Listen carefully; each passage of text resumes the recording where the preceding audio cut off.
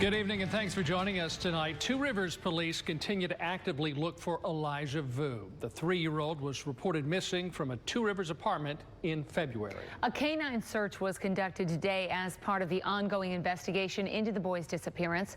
Fox 11's Emily Matesic spoke with authorities today and has continuing coverage on the investigation into the search for Elijah Vue.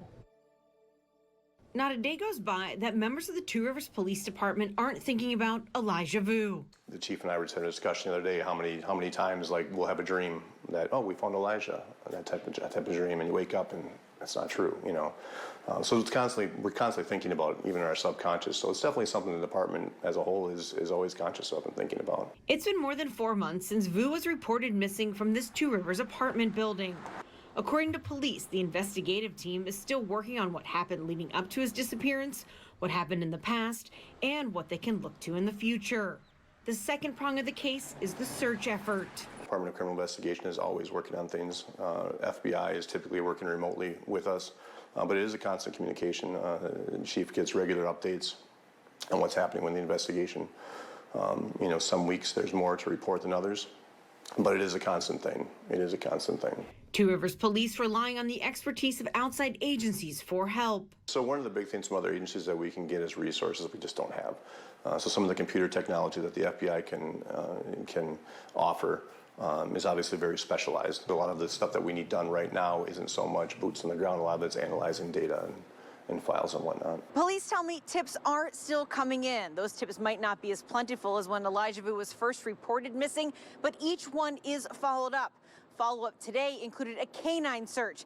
And while authorities wouldn't tell me where they are searching in an effort to protect the investigation, they are hopeful for some sort of resolution in this case. We've said in the past, and we'll say it again, is we will find Elijah. You know, when that happens, I don't know though. Will it happen today, tomorrow, next year, 10 years from now? I don't know. But we will get to the bottom of it and find out where he is. For not only the department and Vue's family, but for the community too.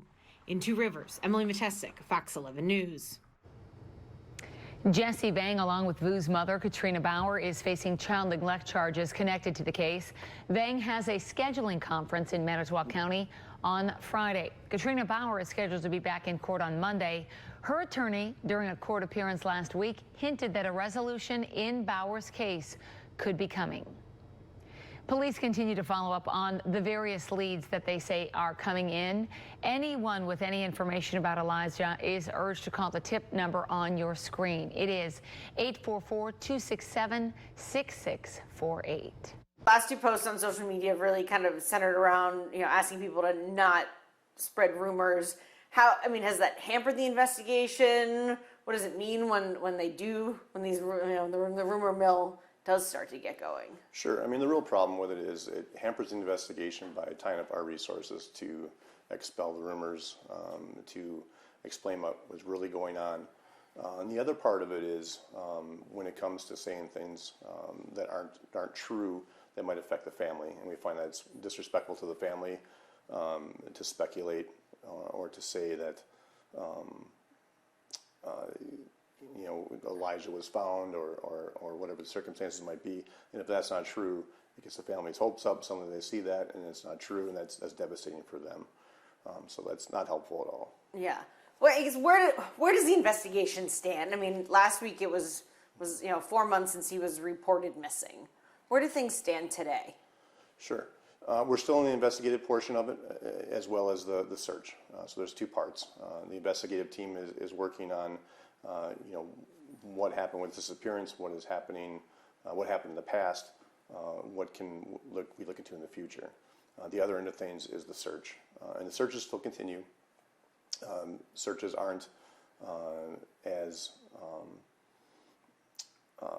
prevalent as they were maybe a month ago or 2 months ago, but we still get tips, we still do searches. One of the questions that was asked, well, why are you searching in Portage County now, and why are you searching some other places? Once again, as we stated other times before, that anytime there's a tip that comes in, we follow up on that tip, and we will continue to do so.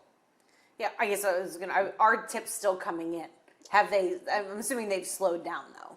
Yeah, they've slowed down considerably, but they're still coming in, and when they do come in, we do follow up on them.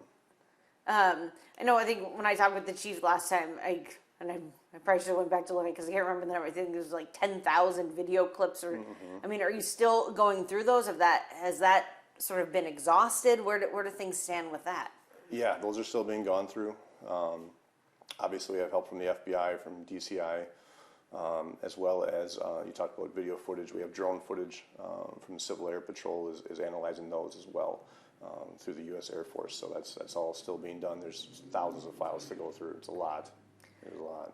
Yeah, I mean, do you feel like you're any closer today to figuring out what happened to Elijah? We feel we are. However, it might not be clear at this time. We feel that every time we search an area and he's not there, it still brings us closer to actually finding him. So I know the family has kind of stopped their volunteer searches. I mean, have you been in communication with them about that? How helpful were those searches for you guys? Yeah, so the chief, assistant chief, and Department of Criminal Investigation have been in constant contact with the family. They're aware of any of the search efforts going on by the family. They've kept them kind of apprised of what we're doing as well without obviously jeopardizing the investigation portion. But yeah, they have been helpful because there's areas we might search and then the family might organize a search, do a secondary search in that area. Other times, just having volunteers out there still looking is still helpful. Is this something that's still impacting this community? Oh, I definitely. mean, you feel like people are still invested in this and... Definitely. It's funny you mentioned that on the way to work this morning. I mean, I saw, I think 3 vehicles. It was 3 vehicles where something about Elijah on every vehicle. I take that back, I'm sorry. 2 vehicles and 1 in the yard. I thought to myself, I'm like, so I was thinking about this interview today. And I saw those things. I thought, well, the community is still obviously thinking about this. And this is, we still think about it every day. Sometimes we feel that maybe the community isn't because things move on and, next news thing that comes up. But, no, it's very much still on their minds. So, how are you guys handling this? I mean, I know, I'm assuming that's your daughter right there. I mean, I'm a mom. I know the chief has kids. Sure. I'm sure lots of officers. Yeah, I mean, something that's close to our heart, obviously. Anytime there's a child involved, it always strikes, I think, deep with everybody, regardless if they have children or not. But yeah, I think when you do have children, it's extra deep in that way. I mean, we definitely are not where we were 4 months ago, as far as we don't have officers, constantly working overtime. We're not doing things 24/7 necessarily. There's regular investigations and things going on we still need to maintain and still do, but it's always still on their minds. The chief and I were having a discussion the other day how many times we'll have a dream that, oh, we found Elijah, and that type of dream, and you wake up and that's not true, So we're constantly thinking about it, even in our subconscious. So it's definitely something the department as a whole is always conscious of and thinking about. Are you hopeful to be able to find some sort of resolution to this? And yeah, I mean, we're optimistic, we're hopeful. When we've said in the past, and we'll say it again, is we will find Elijah. When that happens, I don't know though. Will it happen today, tomorrow, next year, 10 years from now? I don't know, but we will get to the bottom of it and find out where he is. Do you think he's still alive? I can't answer that question. How hard is that, the not knowing? Very hard, very hard. One of the things we pride ourselves on as police officers, and I think anybody, is completing a task. And one of those tasks we have is when we get a call or an incident, we wanted to see it to completion. We want to get to the resolution of it. And the fact that we haven't been able to find them at this point, is very frustrating. Obviously, we want to have that resolution. We want it not only for us and our community, but mostly for the family. I mean, the family is 4 months now wondering where he is and one needs that closure. And we are bound and determined to give them that closure. However, we don't know when that's going to be. We just got to keep hope, because if we didn't keep hope, it would be hard to go on. I know you mentioned resolution. I know last week his mother was in court and her attorney said, we might have some sort of resolution. Is that helping drive finding him? I mean, I asked the DA, did you offer some sort of plea agreement? And she couldn't comment. I mean, do you think we're going to learn more in the next couple of weeks, potentially? Yeah, I can't comment on that either. Sorry. Where do you go from here? I know you guys don't necessarily maybe have, people still aren't working overtime on this I mean, is there one specific investigator who is kind of assigned to this and they're in constant communication? It sounds like more outside agencies are kind of doing the daily. Does that, like some of the... Correct. So our detective lieutenant and his investigative team here are working on things every day. Department of Criminal Investigation is always working on things. FBI is typically working remotely with us, but it is a constant communication. The chief gets regular updates on what's happening with the investigation. Some weeks there's more to report than others, but it is a constant thing. It is a constant thing. Yeah. And when, does the FBI have like a team, or is it like one person? DCI have a team? Like how does and you said the Civil Air Patrol, the drone stuff. I guess what is going on behind those scenes? Sure. So one of the big things from other agencies that we can get is resources we just don't have. So some of the computer technology that the FBI can offer is obviously very specialized to them, and any agency is lucky to have that resource, whether it's us, Green Bay, Appleton, or Brilliant. I mean, any size agency. So there's individuals there that are specialists working on that. There's special agents that are just tasked with, assigned to the Elijah Vue case. Same thing with Department of Criminal Investigation. There's individuals that will be tasked to this case until it's over. So there's some that are physically present here, others that are, remotely working. Because a lot of the stuff that we need done right now isn't so much boots on the ground. A lot of it's analyzing data and files and whatnot. Yeah. When was the last time they did maybe like a big drone search or foot, or I know not too long ago maybe you guys went through the sewers again. That, I mean, has there been a search like that recently? Yes. I don't know offhand when that was. I know it's been within the last week and a half or so. I don't want to get quoted on that because I'm not exactly sure when that took place. I was gone looking for that. What was that? What was the? I believe that one was a canine search. I know we have an area where we're looking at today as well for a search. Where there'll be some dogs involved with that one as well. Drones we use pretty regularly. Pretty much every search we have, we pretty much have drones out as well. I know there was an equine search not too long ago. I want to say about 3 weeks ago now, roughly. In addition to dogs on that one as well. So the searches are still taking place. Once again, they're usually very targeted based on maybe some information we received.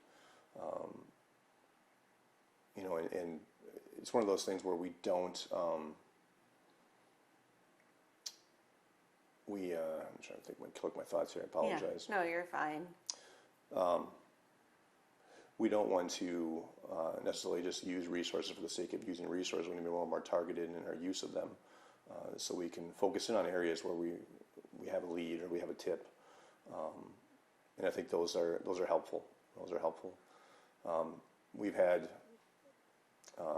organizations reach out to us that want to do searches, and we've never turned anybody away. I know last month there was the situation with Midwest Equisearch that came up. Once again, we were in contact with them. We told them exactly what we were doing.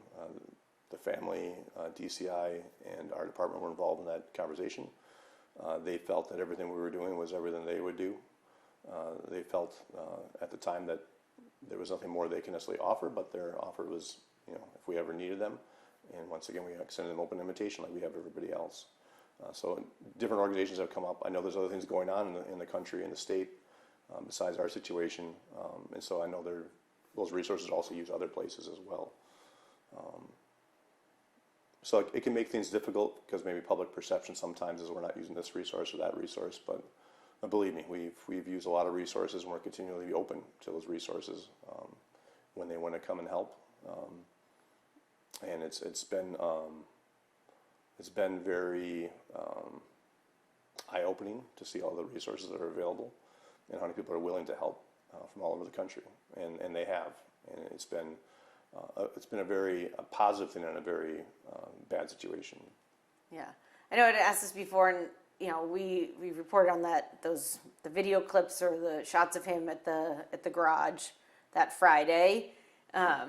and then he's reported missing Tuesday. Have you been able to confirm any sightings of him between Friday and that Tuesday by someone other than Vang or his mother? Is there?